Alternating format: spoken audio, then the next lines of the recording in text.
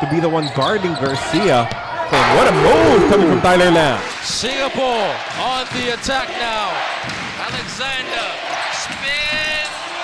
2 games this weekend, both heading into an overtime period. Taipei Fubon Braves against Mono Vampire and Singapore Slingers facing off against the Kuala Lumpur Dragons. We talk about the results and more here on this brand new episode of ABL Recap.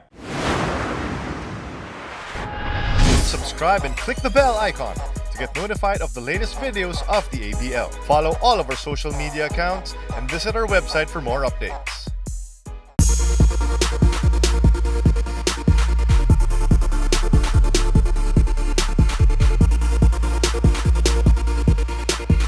We thank you once again for hanging out with us here on ABL Recap. My name is Carlo Pamintuan. He is Dios Armenta. Saturday, Sunday games were spectacular. There is no way to go about it as Mono Vampire took on and defeated the Taipei Fubon Braves 90-86 on a Saturday. And you know what? That game did not start out well for both camps. After the first 10 minutes of action, the score was 11-10. But business really picked up and it all went to a head in that amazing fourth quarter. One of the best that we've seen in terms of just the sheer wanting of both camps to pick up a win. Well, you guys got to remember the last time these two teams met was essentially they both duked it out. It did not end in overtime the last time they met, but it was still a back and forth affair, and this time was no different. And we have to remind our viewers that Mono and Fubon Braves were once neck and neck in the team standings, so that fourth quarter was a result of that tightly knit contest. We saw the depth of Mono Vampire in full display in this ball game because, when you are a squad playing without one of your 3 world imports, usually it would be bad for you. You would take a loss because of how important all of those 3 players are. However, even without Preston Knowles, the Thai squad found a way to pick up a victory. How did they do it? Well, Knowles was not, as you mentioned, Knowles was not in this game, but Freddie Lish stepped up big time. He started the game. Also, Tyler Lamb has been huge, whether it was off the bench or starting. Yeah. Tyler Lamb provided 21 points, even though he shot 1 of 9 from deep, but he still provided the quality minutes. And as you mentioned, the depth, not just the Thai Americans or anybody like that, but you got minutes from Chicha and Nanti, you got from Boon Serm, you got from Sunton City. So a lot of guys can contribute and really step up for Mono. For you, how does the alteration of the starting unit affect the confidence of everyone in that Thai squad? Because Coach Ulrep has shown us different versions of his starting unit. At the start of the season, he was not even starting Preston Knowles. There are times when Tyler Lamb will be playing off the bench. But everyone who heads into that first 5 usually gives them a couple of good minutes here and there. Well, to be honest, at first I was a bit hesitant with the alterations to starting lineup, especially when Lamb went back to the starting role after playing so well from off the bench. I think they lost that time. But since really there hasn't been really significant difference with how Mono plays, the constants have been there, Singletary and another world import, now it's Morrison. So, and even Singletary doesn't really start ball games great, especially in this one too. Yeah. He started off slow, picked up his play later on. So it's with Mono, it's not really how you start. They love to put multiple guys in different positions. As long as Tyler Lamb gets around 20 minutes, Lish gets his minutes, and so on and so forth, I think they'll be okay. But as always, Michael Singletary lifting Mono Vampire, especially in the end game. I will not forget that big shot that he hit on top of the defense of Charles Garcia, was daring him actually to take the 3-point shot, and he made it. And Singletary had another amazing performance with 31 points and 13 rebounds. There are other world imports who would score more, who would rebound more, but in terms of how important they are, in terms of how synonymous they are almost with a team, you can't get better than Michael Singletary and Mono Vampire. Well, Singletary, I think it's very interesting that you mentioned that association with the team. I can't think of another world import, probably Xavier Alexander with the Slingers. So you see that really chemistry between Singletary and his teammates.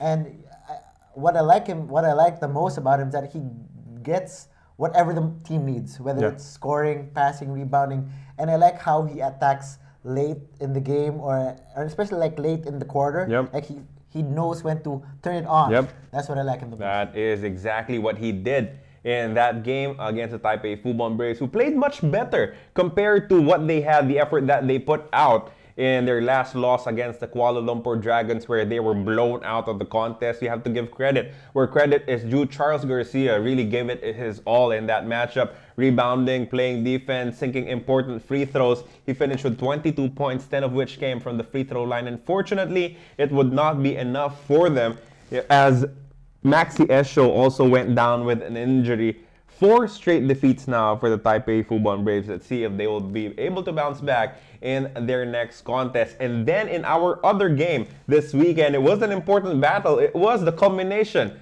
of the home and away series between the Singapore Slingers and the Kuala Lumpur Dragons. And it was the Slingers returning the favor, scoring a victory at the Maba Stadium, 88-87 in overtime as well.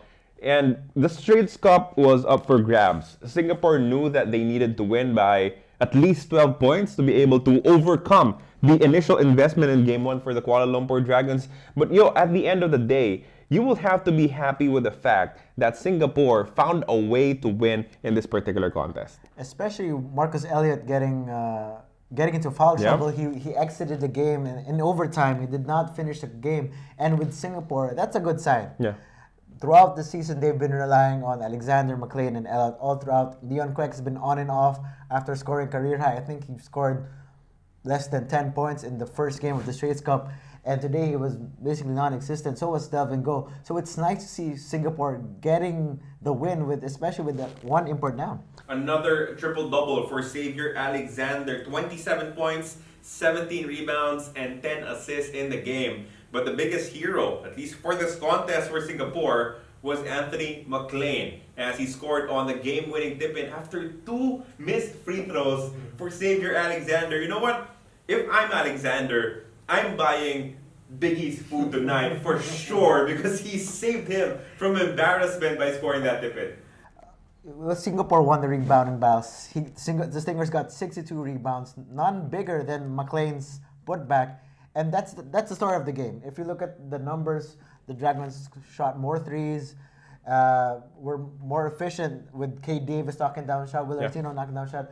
But Stingers love that bully type ball. They love to drag opponents to grind it out games.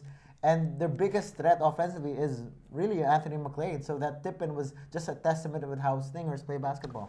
We saw some good adjustments on defense coming from the Singapore Slingers in this contest, because they were able to take Will Artino out of his comfort zone. Yes, he still finished in double digits with 16 points and adding 17 rebounds in the game, but he shot 6 of 22. So he was taking shots that he was not really entirely comfortable with in this particular contest. Good thing for them, Kade Davis was explosive in this matchup. Yeah, I think the Slingers were wary that Artino would have another big game. So they put a couple of defensive looks, like they put a zone defense, or they shadowed, they let Biggie handle Artino. And I think the Stingers missed a lot of defensive principles when guarding Kade Davis. Yeah. Davis loves to go through screens, uses the pick and roll well with Artino. And a lot of times there was a lot of miscommunication between the Stingers, whether or not, okay, whose man is going to shadow Kade Davis. And How they switch. Yeah, and a lot of times Davis just rises up and shoot. So credit to Kade Davis, a career high for him, 37 points to ABL. And that was enough to at least win them the Straits Cup. The first time that this has happened in 5 years. The last time they did it, it was in the inaugural edition of the Straits Cup, when the Westport's Malaysia Dragons defeated Singapore and then went all the way to win the title in 5 games. That is what happened in your weekend contest here in the ASEAN Basketball League. We pick things up with 2 more games this Wednesday, as both teams, the Singapore Slingers and the Kuala Lumpur Dragons, see action once again, as Singapore will face off against Mono Vampire, the #1 team in the league, while the Kuala Lumpur Dragons will go up against San Miguel Alab Pilipinas. And we have just heard big news, as Justin Brownlee, a former champion with Alab, will be debuting this season against the Kuala Lumpur Dragons. That's exciting news for not just for Alab fans, but really for ABL fans. Justin Bradley really made a name for himself in this region, in this league, with that epic 5-game series with Mono 2 years ago. Yeah.